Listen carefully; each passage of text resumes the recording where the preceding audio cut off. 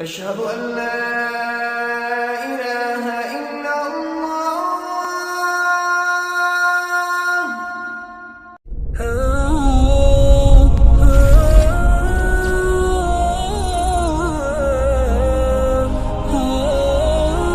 অন্যদেরকে বন্ধু বানালো, ইহুদিদেরকে, খ্রিস্টানদেরকে, সুদখোরদেরকে, মদখোরদেরকে, এরকম দেবীদেরকে কারা বন্ধু বানালো? আল্লাহ তাআলা এটা দেখে নেবেন না, এমনি তোমাদেরকে ছেড়ে দিবেন। আল্লাহু খাবীরুম বিমা তা'মালুন, তোমরা যা করছো আল্লাহ তাআলা এগুলো ভালো করে জানেন। সূরা তওবা 16 নম্বর আয়াত। এমনি ভাবে আল্লাহ রাব্বুল আলামিন কোরআনুল কারীমে আর এক আয়াত সূরা বাকারার 155 নম্বরে বলছেন, ওয়ালা নাবলুওয়ান্নাকুম বিশাইইম মিনাল খাউফি ওয়াল জু'i ওয়া নাকসিম মিনাল আমওয়ালি ওয়াল আনফুসি ওয়াস সামারাত ওয়া বাশশিরিস সাবিরিন। আমি অবশ্যই তোমাদেরকে পরীক্ষা করব, ভয় দেখাইয়া, বিভিন্ন ভীতির মাধ্যমে, ক্ষুধার মাধ্যমে এবং জান মাল ও ফল ফলাদির স্বল্পতার মাধ্যমে তোমাদের পরীক্ষা করব। মুমিনদেরকে আল্লাহ পরীক্ষা করবেন। স্বর্ণ যদি সুন্দরী নারীর গলায় হার হয়ে ঝুলতে চায়, আগুনে তাকে পোড়া খেতে হবে, হাতুড়ির বাড়ি খেতে হবে। ঠিক তেমনি ভাবে আল্লাহ রাব্বুল আলামিনের জান্নাত যদি পেতে চাও, ও মুমিনেরা, তোমাদেরকেও সেই দুনিয়ার আগুনে পোড়া খেতে হবে, জুলুম নির্যাতন সহ্য করতে হবে, তোমাদেরকে হাতুড়ির বাড়ি খেতে হবে। এরপরই আল্লাহ তাআলা তোমাদের সাহায্য করবেন। আল্লাহ তাআলা ওয়াদা করেছেন কোরআনুল কারীমে। আল্লাহ তাআলা আর বলেছেন সূরা আনকাবুতের 2-3 নম্বর আয়াতে, আহাসিবান নাসু আন ইউতরাকু আন ইয়াকুলু আমান্না ওয়া হুম লা ইফতানুন। মানুষ কি মনে করলো আমি ওদেরকে এমনি ছেড়ে দিব? আন ইউতরাকু, ছেড়ে দিব, তাদেরকে ছেড়ে দেওয়া হবে। আন ইয়াকুলু আমান্না, তারা বলবে যে আমরা ঈমান এনেছি, এই দাবি করলো আর এতে আমি ছেড়ে দিব, এইটাই মনে করেছে। তারা বলবে আমরা মুমিন, এরপরে বিশ্বাস করবে দুর্গা দেবী গজের পিঠে চড়ে আসলে, হাতির পিঠে চড়ে আসলে দেশে ফল ফসলে ভর ভরে যায়। এরপরে বিশ্বাস করবে যে সুদ খাওয়া হালাল, ঘুষ খাইলে কি হয়। এরকম ভাবে আল্লাহর বিধানকে তারা মানবে না। এরকম তারা ঈমানের দাবি করবে, দেখে এমনি ছেড়ে দেওয়া হবে। ওয়া হুম লা ইফতানুন, পরীক্ষা করা হবে না। আল্লাহ তাআলা বলছেন, ওয়ালাকাদ ফাতান্নাল্লাযীনা মিন ক্বাবলিহিম, আমি তাদের আগের লোকদেরকেও পরীক্ষা করেছি। ফালায়ালামান্নাল্লাহুল্লাযীনা সাদাকু ওয়া লায়ালামান্নাল কাযিবিন। আল্লাহ তাআলা অবশ্যই জেনে নেবেন কারা তাদের দাবিতে সত্যবাদী আর কারা মিথ্যাবাদী। আমরা সত্যি আল্লাহর গোলাম, আল্লাহ আমাদের মাওলা, এ কথা বিশ্বাস করি কিনা, নাকি আমরাও মিথ্যাবাদী, এটা আল্লাহ অবশ্যই পরীক্ষা করে দেখবেন। সাদ রাদিয়াল্লাহু তাআলা আনহু বলেন, ক্বালা ইয়া কুলতু ইয়া রাসূলুল্লাহ আইয়ুন নাস আশাদ্দু বালাআন। সাদ রাদিয়াল্লাহু তাআলা আনহু বলছেন, আমি আল্লাহর রাসূল সাল্লাল্লাহু আলাইহি ওয়াসাল্লামকে জিজ্ঞেস করলাম, ইয়া রাসূলুল্লাহ, মানুষের মধ্যে সবচেয়ে বেশি বালা মুসিবতে আক্রান্ত হয় কারা, বিপদে পড়ে কারা? ক্বালা আল আম্বিয়া, বলেন সবচেয়ে বিপদের সম্মুখীন হন আম্বিয়াগণ, নবীগণ। তারা নবীরা আল্লাহর কাছে সবচেয়ে বেশি প্রিয়, পরীক্ষা আল্লাহ বেশি করেন। সুম্মাল আমসালু ফাল আমসাল, এরপরে আল্লাহর কাছে যার স্তর যতটুকু সে অনুযায়ী তারা পরীক্ষার সম্মুখীন হন। হাত্তা ইউবতালার রাজুল আলা কদরি দীনিহি, এভাবে যার দিন যতটুকু সেই দিন অনুযায়ী তাকে পরীক্ষা করা হয়। ফাইন কানা সুলবুদ্দিন ইস্তাদ্দা বালাহু, তার দিন যদি শক্ত হয় বালা মুসিবত শক্ত হয়, কঠিন হয়। ওয়াইন কানা ফি দীনিহি রিক্কাতুন, আর যদি দিনের ক্ষেত্রে তার ঈমান দুর্বল হয় বালা মুসিবতটাও দুর্বল হয়। সোয়াবুল ঈমান বাইহাকি বয়ান করেছে হাদিসটাকে। এমনি ভাবে আল্লাহ রাসূল সাল্লাল্লাহু আলাইহি ওয়াসাল্লাম মুমিনদেরকে এভাবে সাবধান করেছেন। আল্লাহ রাসূল সাল্লাল্লাহু আলাইহি ওয়াসাল্লামের কাছে একবার সাহাবায়ে কেরাম বললেন, ইয়া রাসূলুল্লাহ আলা তাদউল্লাহ লানা আলা তাস্তানসিরু লানা, ইয়া রাসূলুল্লাহ আপনি আমাদের জন্য দোয়া করবেন না? খাব্বাব ইবনে আরাত রাদিয়াল্লাহু তাআলা আনহু, যাকে মক্কার কাফেররা চরম নির্যাতন করেছে, তিনি বললেন যে শাকাউনা ইলা রাসূলিল্লাহি সাল্লাল্লাহু আলাইহি ওয়াসাল্লাম ওয়া হুয়া মুতাওয়াসসিদুন বুরদাতান লাহু ফি জিল্লিল কাবা। আল্লাহর রাসূল সাল্লাল্লাহু আলাইহি ওয়াসাল্লাম কাবা শরীফের ছায়ায় একটা চাদর গায়ে দিয়ে চাদর মুড়িয়ে শুয়েছিলেন। আমরা আল্লাহর রাসূলের কাছে অভিযোগ করলাম, কুলনা লাহু আলা তাস্তানসিরু লানা আলা তাদউল্লাহ লানা, আপনি কি আমাদের জন্য আল্লাহর কাছে দোয়া করবেন না? আপনি কি আমাদের জন্য আল্লাহর কাছে সাহায্য চাবেন না? আমরা তো শেষ হয়ে যাচ্ছি, আমরা তো একেবারে আর সহ্য করতে পারছি না। আল্লাহর রাসূল সাল্লাল্লাহু আলাইহি ওয়াসাল্লাম বললেন, ক্বালা কানার রাজুলু ফী মান ক্বাবলাকুম, জেনে রাখো তোমাদের আগেও যারা তোমাদের এই পথে চলেছে, তাওহীদের পথে চলেছে, আল্লাহর জমিনে এক আল্লাহর গোলামি করার জন্য যারা ঘোষণা দিয়েছে, ইউহফারু লাহু ফিল আরদে, তাদের জন্য জমিনে গর্ত খনন করা হয়েছে, ফায়ুজালু ফীহি, তাদেরকে সেই গর্তের মধ্যে ফেলে দেওয়া হয়েছে, ফায়ুজাউ বিল মিনশার, এরপরে করাত আনা হয়েছে, ফায়ুদাউ আলা রাসিহি, অথবা সেই করাত তাদের মাথার উপরে রেখে দেওয়া হয়েছে, ফায়ুশাক্কু বিসনাতাইনে, এরপরে তাদেরকে সেই করাত দিয়ে মাথা থেকে পা পর্যন্ত দ্বিখণ্ডিত করে দেওয়া হয়েছে, চিরে ফেলা হয়েছে। ওয়ামা ইয়াসুদ্দু যালিকা আন দীনিহি, এরপরেও তারা তাদেরকে দিন থেকে চুল পরিমাণ সরাতে পারে নাই।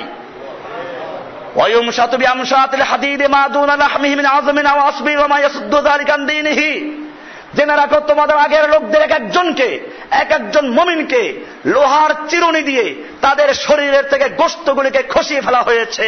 ওয়া মা ইয়াসুদ্দু যালিকা আন দীনিহি, এরপরও তাদেরকে এত জুলুম নির্যাতন তাদেরকে দিন থেকে চুল পরিমাণ সরাতে পারে নাই। আজকে তোমরা আমার কাছে এখন অভিযোগ করছো, জেনে রাখো আল্লাহু লা ইউতিম্মান্না হাযাল আমরা, জেনে রাখো আল্লাহ তাআলা এই দ্বীনকে পরিপূর্ণ করেই ছাড়বেন। হাত্তা ইয়াসির রাকিব মিন সানা ইলা হাজরামুত, এমনকি একজন আরোহী, একজন পথিক সানা থেকে হাজরামাউত পর্যন্ত একা একা ভ্রমণ করবে। লা ইয়াখাফু ইল্লাল্লাহ, আল্লাহ ছাড়া কাউকে ভয় করবে না। আবিযিবা আলা গানামিহি, অথবা বকরিটা বাগে নিয়ে যায় কিনা এই ভয়টা থাকবে, এছাড়া আর কোনো ভয় থাকবে না। এরকম একটা পরিবেশ আসবে। ওয়ালাকিন্নাকুম তাস্তাজিলুন, কিন্তু তোমরা বড় তাড়াহুড়া করছো। বুখারী শরীফের হাদিস নাম্বার 3612 নাম্বার, 6943, 3416, আবু দাউদের 2649, নাসাই শরীফের 5893 নম্বর হাদিস, বিভিন্ন কিতাবে আছে। এই হাদিস আমাদেরকে জানিয়ে দেয়, আল্লাহর রাসূল সাল্লাল্লাহু আলাইহি ওয়াসাল্লাম পরিষ্কার করে দিলেন যে তোমাদের উপরে সেই জুলুম নির্যাতন আসবে। জেনে রাখো এর পরেও তোমাদের যদি দিনে উপর অটল থাকতে পারো, তাহলে আল্লাহ তাআলা তোমাদের নুসরাত করবেন, যেটা হাদিসের শেষ অংশে বলা হয়েছে যে আল্লাহ তাআলা এই দ্বীনকে পূর্ণ করেই ছাড়বেন। আর বাস্তবে তাই হয়েছিল। আল্লাহর রাসূল সাল্লাল্লাহু আলাইহি ওয়াসাল্লাম বলেছেন, আমাদেরকে মনে রাখতে হবে, মক্কার যখন বিলাল রাদিয়াল্লাহু তাআলা আনহুকে উত্তপ্ত বালির উপরে চিৎ করে শুয়ে নির্যাতন করা হচ্ছিল, আম্মার ইবনে ইয়াসিরকে নির্যাতন করা হচ্ছিল, ইয়াসিরের পরিবারকে নির্যাতন করা হচ্ছিল, এমনকি আবুল জাহাল আম্মার ইবনে ইয়াসিরের মা সুমাইয়া রাদিয়াল্লাহু তাআলা আনহার লজ্জাস্থানে বর্ষা দিয়ে আঘাত করে তাকে হত্যা করেছে। ইসলামের প্রথম শহীদ একজন মহিলা, যে ইসলামের জন্য জীবন দিয়েছে, তবুও তাওহীদের থেকে, আল্লাহর একত্বের থেকে এক চুল পরিমাণ সরে নাই। ভাইরা আমার, আল্লাহর রাসূল সাল্লাল্লাহু আলাইহি ওয়াসাল্লাম এরকম নির্যাতন চোখে দেখলেন। আল্লাহর রাসূল সাল্লাল্লাহু আলাইহি ওয়াসাল্লামকে জিহাদের হুকুম দেওয়া হয় নাই। তিনি সান্ত্বনা সাবরানিয়া আল ইয়াসির, সাবরানিয়া আল ইয়াসির, হে ইয়াসিরের পরিবার, তোমরা সবর করো, ধৈর্য ধারণ করো। ভাইরা আমার, আমাদের মনে রাখতে হবে এরকম জুলুম নির্যাতন যুগে যুগে কুফাররা করেছে। আপনারা জানেন, ইতিহাস পরিষ্কার করে দেয়। আমি আশ্চর্য হবেন, যখন 1846 সালে মহারাজা গোলাম সিং কাশ্মীর খরিদ করল এবং জোরপূর্বক সেখানে তার শাসন প্রতিষ্ঠা করার চেষ্টা করেছিল, তখন দুইজন মুসলিম নেতা, একজন মল্লি খান আর একজন সবুজ আলী খান, তারা এর প্রতিবাদ করল।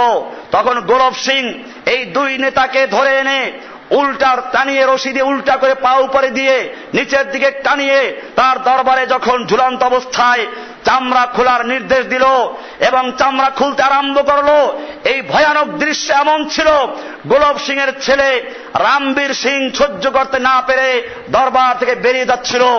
গোলাম সিং তাকে ধমক দিয়ে বলল, যদি এই দৃশ্য দেখতে না পারো, সহ্য করতে না পারো, তাহলে তোমাকে আমি যুবরাজ বানাবো, আমার পরে তুমি রাজা হতে পারবে না। ভাইরা আমার, এরকম জুলুম নির্যাতন করা হয়েছে। শুধু এ পর্যন্তই নয়, যুগে যুগে যারা হকের কথা বলেছে তাদের উপরে জুলুম নির্যাতন হয়েছে। আমরা ইতিহাস থেকে দেখি, হযরতে নূহ আলাইহিস সালাতু ওয়াস সালাম 950 বছর পর্যন্ত তার জাতিকে দাওয়াত দিয়েছেন, আর তার জাতি তাকে চরমভাবে জুলুম নির্যাতন করেছে।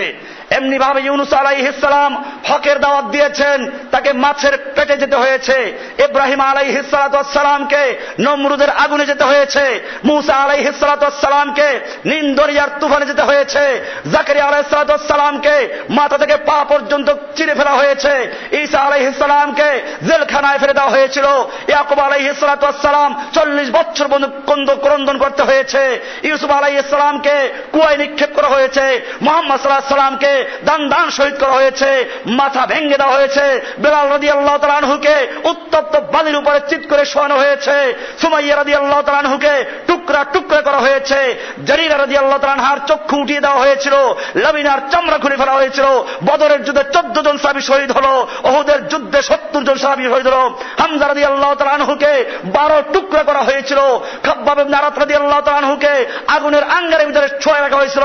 খুবাইব রাদিয়াল্লাহু তাআলা আনহুকে মক্কার ফাঁসিতে ঝুলানো হয়েছিল, আর ফাঁসির কাস্টে ঝুলে তিনি কবিতা পড়েছিলেন, ফালাস্তু লা উবালি হিনা উক্তাল মুসলিমা আলা আই শাক্কিন কানা ফিল্লাহি মাসরাই ওয়া যালিকা ফি যাতিল ইলাহি ওয়া ইয়াশা ইবারিক লি ফি আওসাল শিলবিন মুওয়াজ্জাই।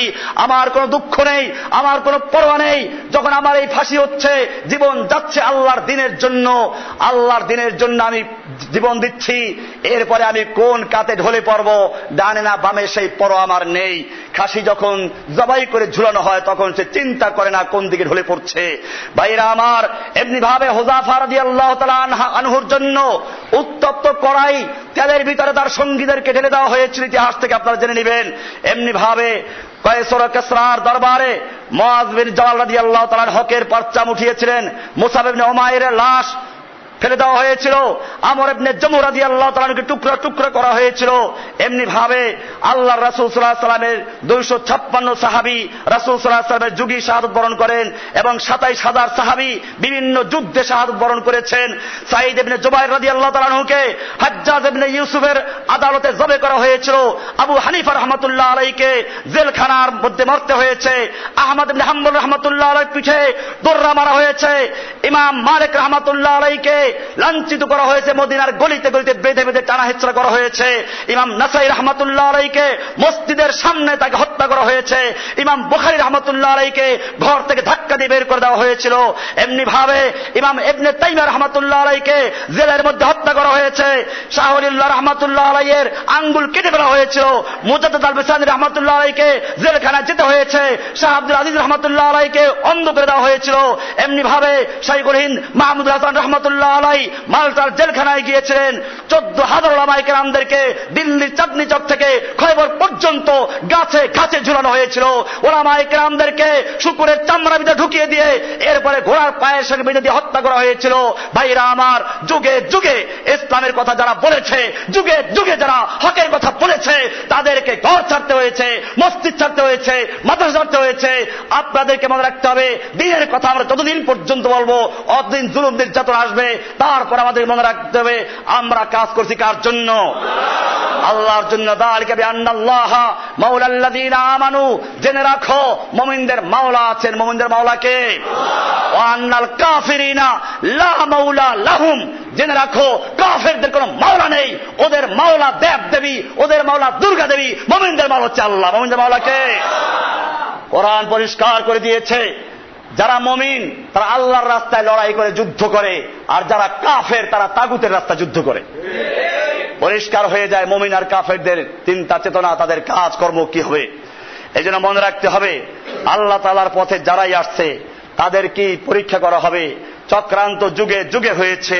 আল্লাহ তাআলা বলছেন, ওয়ালা ইয়াহিকুল মাকরুস সাইয়্যু ইল্লা বিআহলিহি, যারা চক্রান্ত করেছে তাদের চক্রান্তের শেষ পর্যন্ত তারাই শিকার হয়েছে।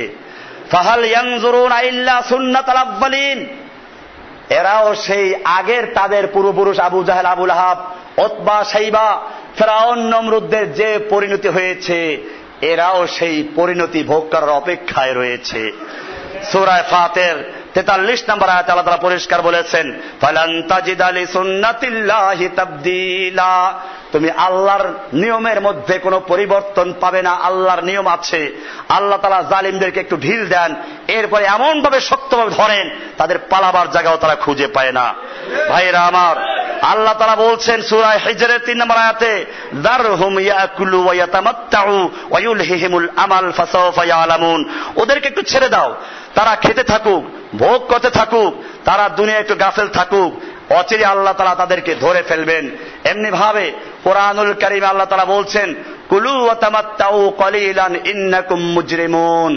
তোমরা খাও এবং দুনিয়ায় মৌজ মারো, আনন্দ ফুর্তি করো, কলিলান সামান্য সময়ের জন্য, এরপরে জেনে রাখো তোমাদের পিঠের উপরে মোহর লাগে গেল, ইন্নাকুম মুজরিমুন, তোমরা মুজরিম, তোমরা অপরাধী, তোমরা অত্যাচারী, তোমরা পাপী, তোমরা আল্লাহদ্রোহী, তোমাদের পিঠে সেই সিল পড়ে গেছে। কিয়ামতের মাঠে বলা হবে, আমতাজুল ইয়াওমা আইয়ুহাল মুজরিমুন, ওহে মুজরিমরা, আজকে যারা মুজরিম তারা আলাদা হয়ে যাও, মুমিনদের থেকে তাদের রাস্তা আলাদা হয়ে যাবে। ভাইরা আমার, আল্লাহ তাআলা কোরআনুল কারীম পরিষ্কার বলে দিয়েছেন, ফালাম্মা জা আমরুনা জাআলনা আলিহা সাফিলাহা ওয়া আমতারনা আলাইহা হিজারাতাম মিন সিজ্জিলিন মানদুদ মুসাওয়ামাতান মিন ইনদি রাব্বিকা ওয়া মা হিয়া মিনাজ যালিমিনা বিবাঈদ। সূরা হুদের 82 এবং 83 নম্বর আয়াত আল্লাহ বলছেন, আমি ওদের উপরে এমন চরম আযাব দিলাম, তাদের উপরে আমি জাআলনা আলিহা সাফিলাহা, উপরকে নিচে করে দিলাম, নিচকে উপর করে দিলাম, এবং নাম লেখা বৃষ্টির মতো পাথর খণ্ড তাদের উপরে বর্ষণ করলাম। ভাইরা আমার, আল্লাহ তাআলার নুসরাত আমাদের জন্য অবধারিত। আল্লাহ তাআলা কোরআনুল কারীম বলেছেন, ওয়ালাকাদ নাসারাকুমুল্লাহু বিবাদরিন ওয়া আনতুম আদিল্লা। আল্লাহ তাআলা তোমাদেরকে বদরে সাহায্য করেছেন, তখন তোমরা ছিলে দুর্বল, অসহায়। আল্লাহ তাআলা আমাদের বলছিল তোমরা, সূরা বাকারার 25 নম্বর আয়াত। এরকম আল্লাহ তাআলা বহু আয়াতের কথা বলেছেন। আমাদেরকে মনে রাখতে হবে, দ্বীনের পথে আমাদের সাহায্য করে আসতে হবে, এগিয়ে আসতে হবে। আল্লাহ তাআলা বলছেন সূরা মুহাম্মাদের 7 নম্বর আয়াতে, ইন তানসুরুল্লাহ ইয়ানসুরকুম ওয়া ইউসাব্বিত আকদামাকুম।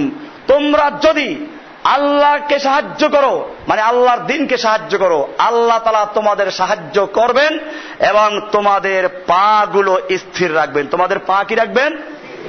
অটল রাখবেন, দৃঢ় রাখবেন। সূরা মুহাম্মাদের 7 নম্বর আয়াত। এমনি ভাবে সূরা আলে ইমরানের 160 নম্বর আয়াত আল্লাহ বলছেন, ইয়ানসুরকুমুল্লাহু ফালা গালিবা লাকুম। জেনে রাখো, আল্লাহ যদি তোমাদের সাহায্য করেন, ফালা গালিবা লাকুম, তোমাদের কেউ তোমাদেরকে বিজয়ী পরাজয় করতে পারবে, তোমাদের উপর বিজয় লাভ করতে পারবে না। আর ওয়াইয়াখযুলকুম, আল্লাহ যদি তোমাদেরকে অপমান করেন, তোমাদেরকে লাঞ্ছিত করেন, ফামান দাল্লাযী ইয়ানসুরুকুম মিন বাদিহি, তাহলে আল্লাহর পরে তোমাদের কে সাহায্য করার মতো আছে? সূরা আলে ইমরানের 160 নম্বর আয়াত। সেজন্য আমরা সর্বক্ষেত্রে সাহায্য কামনা করব কার? আল্লাহ সাহায্য কামনা করব। আল্লাহ আমাদেরকে সাহায্য করবেন। আল্লাহ সুবহানাহু ওয়া তাআলা আমাদেরকে নির্দেশ করেছেন সূরা হুদের 112 নম্বর আয়াতে, ফাস্তাকিম কামা উমিরতা ওয়া মান তাবা মাআকা ওয়া লা তাতগাউ ইন্নাহু বিমা তা'মালুনা বাসীর। আল্লাহ বলছেন, সুতরাং যেভাবে তুমি নির্দেশিত হয়েছো সেভাবে তুমি এবং তোমার সাথী যারা তওবা করেছে সকলে অবিচল থাকো। আল্লাহ বলেছেন আমাদের নবীজিকে, ফাস্তাকিম, তুমি অটল থাকো, দৃঢ় থাকো, কামা উমিরতা, যেভাবে তোমাকে আদেশ করা হয়েছে। দ্বীনের ব্যাপারে কোনো আপোষ নাই, কোনো ছাড় নাই। অনেকে আজকে হেকমা করে করে আর বলে যে একটু হেকমাও অবলম্বন করা দরকার, কৌশল অবলম্বন করা দরকার। আমি জিজ্ঞেস করতে চাই, হেকমা করে করে, কৌশল করে করে আজকে যারা পিঠ বাঁচাতে চাও, তোমাদের ধারণা এই যে আমরা মরে গেলে বোধহয় ইসলাম আর টিকবে না, সেজন্য আমাদের কাছে ইসলাম ঠেকা, আমরা মরে গেলে ইসলাম রক্ষা করার কেউ নেই। আল্লাহর কসম, জেনে রাখো, আল্লাহর নবী মুহাম্মদ সাল্লাল্লাহু আলাইহি ওয়াসাল্লাম যখন বদরের যুদ্ধে গেলেন, তখন তিনি এই চিন্তা করেন নাই, এই 313 জন মানুষ যদি মরে যায়, শহীদ হয়ে যায়, আল্লাহর জমিনে আল্লাহর দ্বীন কায়েম করবে কে? এরকম চিন্তা তো তিনি করলেন না। 1000 সশস্ত্র যোদ্ধার সামনে দাঁড়িয়ে যুদ্ধ করলেন। আল্লাহর নবী সাল্লাল্লাহু আলাইহি ওয়াসাল্লাম যতগুলো যুদ্ধ করেছেন, প্রত্যেকটা যুদ্ধে মুসলমানদের সংখ্যা কম ছিল না বেশি ছিল? অনেক কম ছিল। তারপরেও আল্লাহ তাআলা সাহায্য করেছেন। কোরআন বলছে কাম মিন ফিয়াতিন কালিলাতিন গালাবাত ফিয়াতান কাসীরাতান বিইজনিল্লাহ, কত ক্ষুদ্র ক্ষুদ্র দলকে আল্লাহ তাআলা বিশাল বিশাল বাহিনীর বিরুদ্ধে বিজয় দান করেছেন বিইজনিল্লাহ। আল্লাহর নুসরাত আল্লাহর হুকুমে হয়েছে, না কার হুকুমে। মুমিনদের সাহায্য করেন কে? কাজে ভয় পাওয়ার কোনো কারণ নাই। আল্লাহর নবীর সাহাবীরা দ্বীনকে স্থির রেখেছেন, নিজেরা জীবন দিয়েছেন, আর আমরা নিজেদেরকে বাঁচাবার জন্য ইসলামের ছাড় দিই। সাহাবায়ে কেরাম কি করেছেন? নিজেদের জীবনকে বাজি রেখেছেন, ইসলামের সামান্য ক্ষতি বরদাস্ত করেন নাই। আপনারা জানেন আল্লাহর নবীর মৃত্যুর পরে একদিকে রোম পারস্যের বিশাল বিশাল সৈন্যবাহিনী প্রস্তুত ছিল মদিনায় হামলা করার জন্য, আর একদিকে মুসাইলামাতুল কাজ্জাব নামে ইয়ামান থেকে এক ব্যক্তি মিথ্যা নবী দাবি দেখো, অনেক লোকেরা দলে দলে তার উম্মত হতে শুরু করলো। আর একদিকে একদল মুসলমান মুরতাদ হয়ে গেল। এই সময় আর একদল মুসলমান তারা বলল আমরা যাকাত দিব না। এই মুসলমানরা কিন্তু লা ইলাহা ইল্লাল্লাহ ত্যাগ করে নাই, লা ইলাহা ইল্লাল্লাহ পড়তো। এই মুসলমানগুলো মুহাম্মদুর রাসূলুল্লাহ সাক্ষ্য দিত। এই মুসলমানগুলো নামাজ অস্বীকার করে নাই, রোজা অস্বীকার করে নাই, হজ অস্বীকার করে নাই, শুধুমাত্র একটা জিনিসকে অস্বীকার করেছে। কি করলো? ওমর ইবনুল খাত্তাবের মতো লৌহ মানব আবু বকর সিদ্দিক রাদিয়াল্লাহু তাআলা আনহুর কাছে গিয়ে বলল, ওমর, আবু বকর, এই লোকগুলো তো ইসলাম ত্যাগ করে নাই, লা ইলাহা ইল্লাল্লাহ পড়ে, নামাজ বি পড়ে, রোজা বি রাখে, হজ বি করে, এদের সঙ্গে এখন যুদ্ধ করা দরকার নাই, এরা তো আর ইসলাম ত্যাগ করে নাই। এখন বরং যারা মুরতাদ হয়ে গেছে, যারা মিথ্যা নবীর উম্মত হচ্ছে, অপরদিকে রোম পারস্য আক্রমণ আছে, এদের বিরুদ্ধে যুদ্ধের প্রস্তুতি নাও। আবু বকর সিদ্দিক রাদিয়াল্লাহু তাআলা আনহু আল্লাহর নবীর যোগ্য উত্তরসূরি।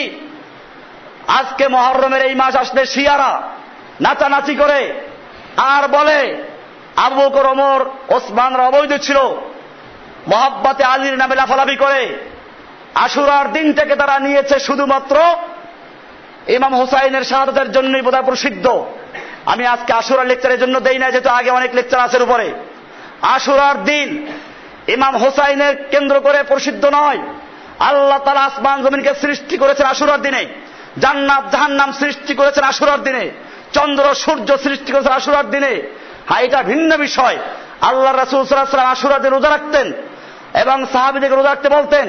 এমনকি রমজানের রোজা ফরজ হওয়ার আগ পর্যন্ত সাহাবায়ে কেরাম আশুরার রোজাকে ফরজ হিসেবেই পালন করতেন। এরপরে যখন রমজানের রোজা ফরজ হয়ে গেল, তখন আল্লাহর রাসূল সাল্লাল্লাহু আলাইহি ওয়াসাল্লাম বলেন, এখন আশুরার রোজা যার মনে চায় রাখো, যার মনে চায় নাও রাখতে পারো। সাহাবায়ে কেরাম বলেন, ইয়া রাসূলুল্লাহ, আশুরার দিনে তো ইহুদি খ্রিস্টানরা রোজা রাখে। আল্লাহর রাসূল সাল্লাল্লাহু আলাইহি ওয়াসাল্লাম বললেন, তাহলে ওদের বিরোধিতা করো, তোমরা আশুরার সঙ্গে একদিন আগে অথবা একদিন পরে মিলাইয়া রোজা রাখো। রোজা রাখার ক্ষেত্রে পর্যন্ত ইহুদি খ্রিস্টানদের সঙ্গে কোন রকম মিল রাখতে আল্লাহ রাসূল বর্জন করলেন, নিষেধ করে দিলেন।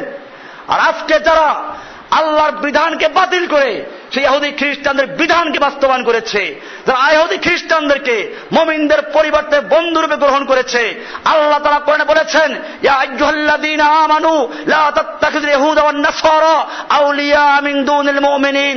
হে ঈমানদারগণ, তোমরা ইহুদি খ্রিস্টানদেরকে মুমিনদের পরিবর্তে বন্ধু বানাইও না। ওমান ইয়াতাওয়াল্লাহুম মিনকুম ফাইন্নাহু মিনহুম। জেনে রাখো, তোমাদের থেকে যে ব্যক্তি বা যারা ওই ইহুদি খ্রিস্টানদেরকে বন্ধু বানাবে, সে ব্যক্তি মুসলমান হতে পারে না, সে ব্যক্তি ওদেরই একজন। এভাবে পরিষ্কার করে দিল। আজকে সেই ইহুদিদের সঙ্গে আমরা মিল মহব্বত রাখি, যাই হোক, এটা ভিন্ন বিষয়। এই আশুরার দিনে ইমাম হুসাইনও শাহাদাত বরণ করেছেন। এর দ্বারা আশুরার দিনের মর্যাদা না, বরং আশুরার দিনে ইমাম হুসাইন রাদিয়াল্লাহু তাআলা আনহু শাহাদাত বরণ করায় তার শাহাদাতের মর্যাদা আরো বৃদ্ধি পেয়েছে। আমরা এখান থেকে কি শিখবো? এখান থেকে এটা শিখবো না বুক চাপড়াবার বলবো হায় হাসান হায় হুসাইন। আল্লাহর রাসূল সাল্লাল্লাহু আলাইহি ওয়াসাল্লাম বলেছেন, লাইসা মিন্না মান দারাবাল খুদুদা ওয়া শাক্কাল জিয়ুবা ওয়া দাআ বিদাওয়াতিল জাহিলিয়া। ওই ব্যক্তি আমাদের মুসলিমদের অন্তর্ভুক্ত নয় যারা বুক চাপড়ায়, গাল চাপড়ায়, জামা ছিঁড়ে ফেলে আর দাবে দাওয়াল জাহিলিয়া, জাহিলি যুগের মতো যারা ডাকাডাকি করে ওয়া হাসানা ওয়া হোসেনা, হায় পাহাড় ছিলে তুমি, তুমি অমুক ময়দান ছিলে, এইরকম যারা চিৎকার করে, এরা আমাদের মুসলমানদের অন্তর্ভুক্ত নয়। সুতরাং সে অনুযায়ী শিয়া মুসলমান হতে পারে না। আমি শিয়াদের নিয়ে আজকে আলোচনা করছি না, যেহেতু মুহররমের মাস সামনে, আশুরা, আপনারা রোজা রাখবেন, কিন্তু এইরকম যা কাজ যারা করে আমাদেরকে মনে রাখতে হবে, তাদের বিরুদ্ধে আমাদের সোচ্চার হতে হবে। ভাইরা আমার, আশুরার দিনে যদি ইমাম হোসাইনের শাহাদতের থেকেও কিছু শিক্ষা নিতে হয়, তা হচ্ছে এই, ইমাম হোসাইন রাদিয়াল্লাহু তাআলা আনহু ইচ্ছে করলে এজিদের সঙ্গে আপোষ করে চলতে পারতেন না? এজিদের শাসন কি আমাদের শাসনের চেয়ে ভালো ছিল না খারাপ ছিল? অনেক ভালো ছিল। কারণ এজিদের শাসন ছিল কোরআন সুন্নাহ ভিত্তিক খেলাফত ব্যবস্থা। আমিরে মুআবিয়া ছিলেন খলিফা, তিনি তার ছেলেকে খলিফা বানিয়ে গেলেন। তাহলে খেলাফত ব্যবস্থা ছিল, কোরআন ছিল, হাদিস ছিল, সাহাবীদের যুগ ছিল। এরপরেও ইমাম হোসাইন রাদিয়াল্লাহু তাআলা আনহু কেন জীবন দিতে গেলেন? তিনি হকের পক্ষে ছিলেন, বাতিলের সঙ্গে আপোষ করতে যান নাই। এমনি ভাবে তিনি জীবন দিয়েছেন, তারপরও তিনি আপোষ করেন নাই। জেনে রাখো, আবু বকর সিদ্দিক রাদিয়াল্লাহু তাআলা আনহু সে কথাই বললেন, ওমর, আজকে তুমি আমাকে পরামর্শ দিচ্ছ যাকাত যারা অস্বীকার করছে তাদের বিরুদ্ধে যুদ্ধ না করার জন্য। জেনে রাখো, আল্লাহর কসম, যারা সালাত আদায় করবে অথচ যাকাত দিবে না, এদের বিরুদ্ধে আমি যুদ্ধ করব।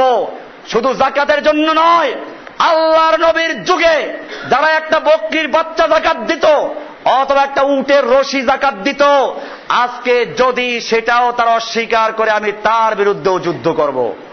আজকে যারা একটা হাদিস পড়ে আর বলে আল্লাহ রাসূল সাল্লাল্লাহু আলাইহি ওয়াসাল্লাম বলেছেন, উমিরতু আন নাস হাত্তা ইয়াকুলু লা ইলাহা ইল্লাল্লাহ, আমি যুদ্ধ করার জন্য আদিষ্ট হয়েছি যতক্ষণ পর্যন্ত লা ইলাহা ইল্লাল্লাহ না বলে।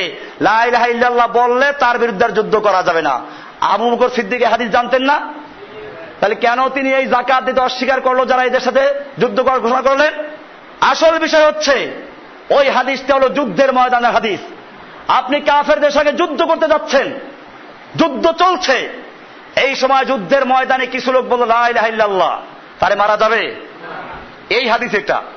আল্লাহ রাসূল সাল্লাল্লাহু আলাইহি ওয়াসাল্লাম বলেছেন, উমিরতু আন উকাতিলা নাস, আমি লোকদের সঙ্গে যুদ্ধ করার জন্য আদিষ্ট হয়েছি যতক্ষণ পর্যন্ত লা ইলাহা ইল্লাল্লাহ না বলবে। লা ইলাহা ইল্লাল্লাহ বললে যুদ্ধ বন্ধ করে দিতে হবে। এটা যুদ্ধের ময়দানের হাদিস। এর অর্থ এই নয় একজন লোক লা ইলাহা ইল্লাল্লাহ বলল, এরপরে যত রকম কুফরি শিরকি কথা বলল, কাজ করলো, এবার ঈমান ভাঙবে না। এই লোকগুলো মূলত এরা নামাজ ভঙ্গের কারণ মুখস্থ করেছে, উযু ভঙ্গের কারণ মুখস্থ করেছে, রোজা ভঙ্গের কারণ মুখস্থ করেছে, কিন্তু ঈমান ভঙ্গের কারণ মুখস্থ করে নাই, জীবনে শুনেও নাই।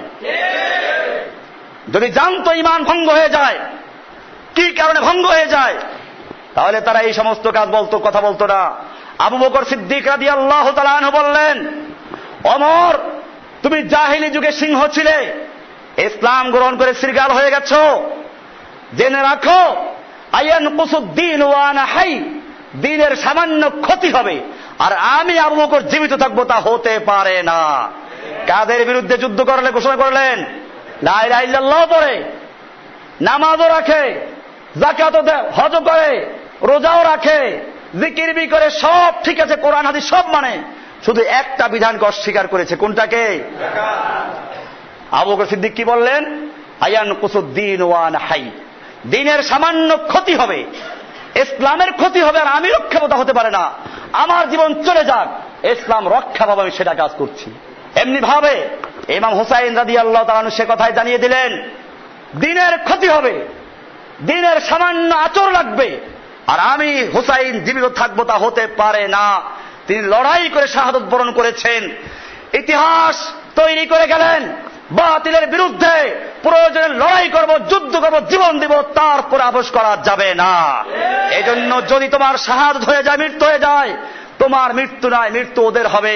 কতলে হুসাইন দর হकीकत मर गए यजीद है, ইসলাম জিন্দা होता है हर करबला के बाद। ইমাম হুসাইনের শাহাদত, এটা হুসাইনের শাহাদত নয়, বরং যারা তাকে হত্যা করেছে ইয়াজিদ, তাদেরই মৃত্যু হয়েছে। ইতিহাসে তারাই মরে গেছে, যুগে যুগে যারা আল্লাহর দিনের পক্ষে থাকবে, আল্লাহর দিনকে সাহায্য করবে, আল্লাহ রাব্বুল আলামিন তাদেরকেও সাহায্য করবেন। ইন্না আতাইনাকাল কাউসার, হে নবী আপনাকে আমি কাউসার দিয়েছি। ফাসাল্লি লিরাব্বিকা ওয়ানহার, আপনি আপনার রবের জন্য সালাত আদায় করুন এবং কোরবানি করুন। ইন্না শানিয়াকা হুয়াল আবতার, জেনে রাখুন নিশ্চয় আপনার শত্রু যারা তারাই নির্বংশ হয়ে যাবে। আল্লাহর নবীকে কাফেররা বলেছিল ওর শুধু নির্বংশ, তার পুত্র সন্তান নাই, বংশ থাকবে কেমনে? পুত্র সন্তান দিয়ে বংশ পরিচয়, তার লেজ কাটা, লেজ বলে বংশকে, আবতার মানে লেজ কাটা। আল্লাহ তাআলা বললেন না, আপনার লেজ কাটা নয়, আপনার নাম ওয়ারাফা'না লাকা যিকরাক, আমি আপনার আলোচনাকে সর্বোচ্চ স্থান দিয়েছি।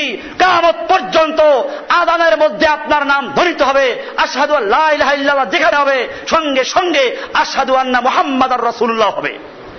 ইকামতের মধ্যে আশহাদু আল্লা ইলাহা ইল্লাল্লাহ হবে তো সঙ্গে সঙ্গে ওয়া আশহাদু আন্না মুহাম্মাদার রাসূলুল্লাহ হবে। আপনার সালাতের মধ্যে দুরূদ পড়া হবে। আপনার জন্য আপনার নাম লেজ কাটা নয়, ইন্না শানিয়াকা হুয়াল আবতার, আপনার শত্রুরাই বরং লেজ কাটা থাকবে।